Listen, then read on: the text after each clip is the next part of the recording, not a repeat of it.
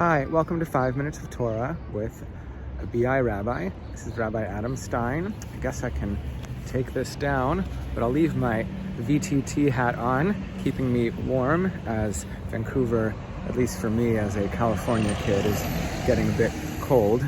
You can see I'm in front of the library. There it is, the Fire Hall Library, named thus because there's the Fire Hall right there. Some of you live around this area, 10th and Granville. This is where I come every week or two. Sometimes a few weeks goes by. Sometimes I'm here more often, returning some books as I did today for my wife Tamar and my kids, picking up a couple novels for myself. And you know, books are where we lose ourselves, but in a good way. Lose ourselves in the stories, in the adventures, taking on the identities of characters, the identities of the protagonist or the antagonist, getting into people's lives, whether it's a thriller or a mystery or a sad book, a happy book, an adventure, a drama, a comedy.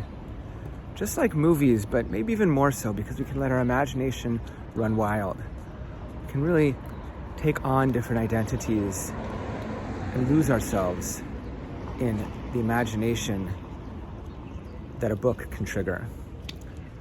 But our biggest book in Judaism, the most important book we have, the Torah, also allows us to do that, especially in the past few weeks as we've been going through the parashot, the Torah portions of Genesis and Noah, but especially Chaye Sarah, and before that Vayera and Lech Lecha and Vayetze last week, now Vayishlach.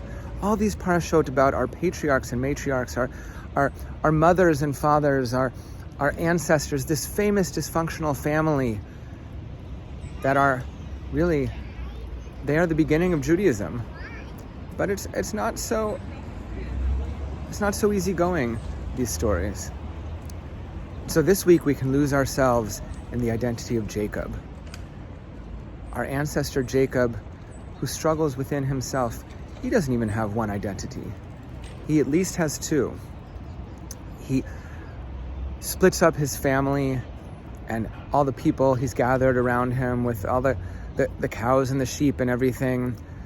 Splits them in two because he's about to meet Esau, his brother, who he thinks still wants to kill him. And after he splits them up, he goes and spends the night alone. And he has the famous wrestling scene with an angel. We don't really know much about this angel. Might be representing Jacob himself, or representing Esau, or just an angel. But whoever it is, and we'll talk more about this angel tomorrow morning at Shabbat services, and I invite you to come. Whoever it is, this angel gives him a new name. Jacob gets a new name, Israel. He was Yaakov or Jacob, now he's Israel, or Yisrael. Yisrael meaning wrestling with God, wrestles with God. But he doesn't just take on this new name and that's it. The Torah continues to use both names interchangeably. So he really holds on to both identities. And we sometimes do that too. We hold on to multiple identities. And maybe that's okay. Jacob is holding on to this identity as the grabber, the one who grabs on, Yaakov, grabbing onto the heel of his brother, trying to get out first from his mother's womb. But he's also one who wrestles with God and who becomes the father of our people in so many ways. We call ourselves the children of Israel. You know, we have these many identities, and we have people around us. There's a poem, just not a poem, but a little saying from our tradition, from the Midrash, Tanchuma, that I often share at a baby naming. There are three names that we all have.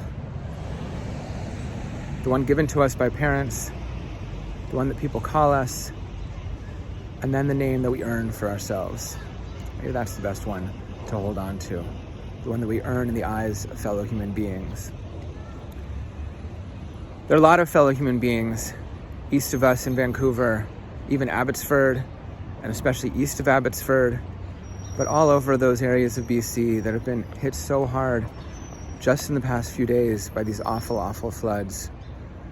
I know people with farms that are decimated. I saw a video congregant sent me right from Abbotsford, right from their phone, from their house, that huge plane that's now a lake. We wish them well. We wish them a successful path in rebuilding, saving things. We hope that no more people are in danger in the coming days and weeks. If you saw our email in the past day or two, you saw that the Federation has set up a campaign that you can donate to help out.